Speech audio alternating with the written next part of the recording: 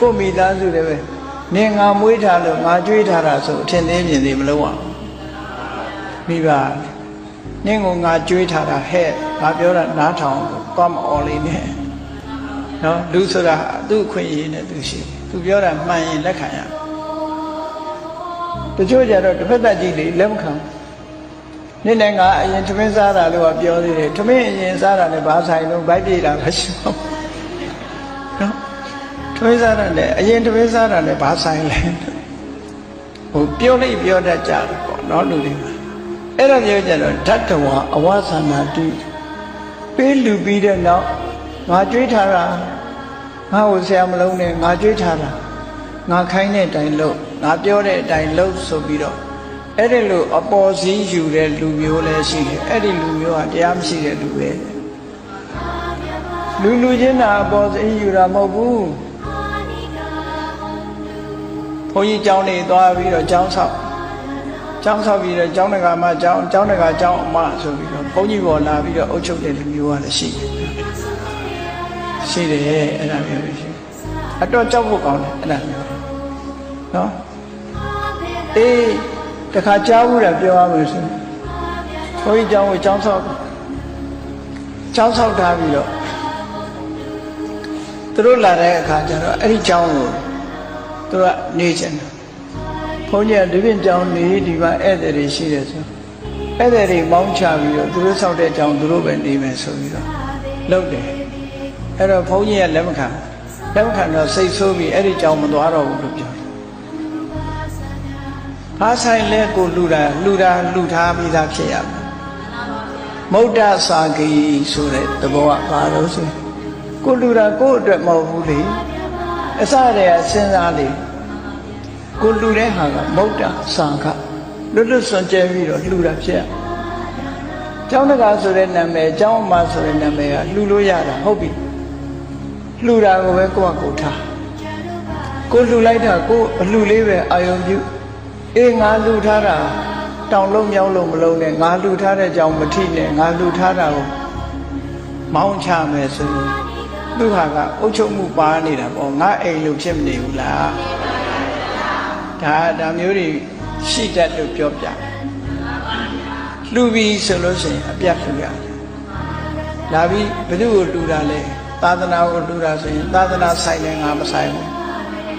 တန်ခါလှူတယ်ဆိုရင်တန်ခါဆိုင်တယ်ငါမဆိုင်ဘူးရက်ွက်လှူတယ်ဆိုရင်ရက်ွက်ကပဲဆိုင်တယ်ငါလည်းမဆိုင်ကိုလှူထားတာကအပြတ်ပဲကုသိုလ်ရအောင်ပဲရှိရ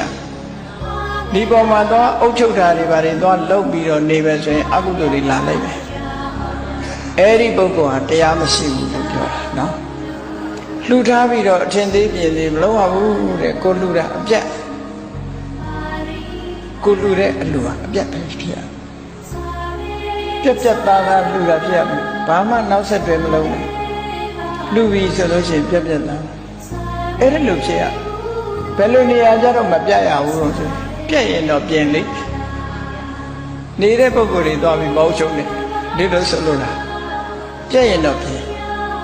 ငါလှုပ်ထားတာနဲ့ဒီလူတွေကောင်းကောင်းမလုပ်ဘူးလို့ငါလှုပ်ထားတဲ့အလူကိုဖျက်ဆီးကြတယ်ဆိုရင်အကုသိုလ်မယူနဲ့လေကိုလှုပ်တာကိုကုသိုလ်ရပြီဖြတ်တာကဖြတ်တဲ့လူရဲ့အပြစ်လေဖြတ်တဲ့လူရဲ့အပြစ်ကိုကသွားပြီးတော့ဝဲသလိုဖြစ်နေတာငါဆောက်ထားတာမင်းလှုပ်ထားတဲ့အပြစ်တွေငါနည်းနည်းပေးပါဆိုတာသွားလှုပ်တာမျိုးဖြစ်လှုပ်တဲ့လူကအပြစ်ပဲလေကို့မှာကုသိုလ်တတ်မှန်လေးရအောင်လုပ်ပါအဲ့တော့မြတ်စွာဘုရား